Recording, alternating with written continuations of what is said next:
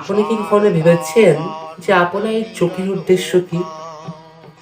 আমরা দৈনন্দিন চোখটি অনেক কিছুই দর্শন করি, কিন্তু বাস্তবে চোখটি উদ্দেশ্য কি? এক সময় শ্রীল প্রভুপাদ একটি ফ্লাইটের মধ্যে ওনার কয়েকজন শিষ্যকে নিয়ে বসেছিলেন।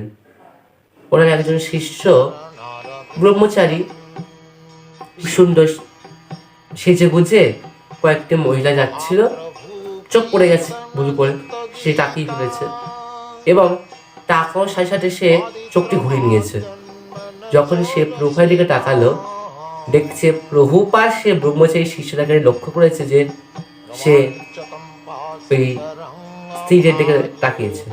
প্রভুপাদ বলছে, এই মেয়েটা একটু সুন্দর না? ভক্ত লজ্জা পেয়ে গেছে, ভক্ত মুখটা নিচ্ছে।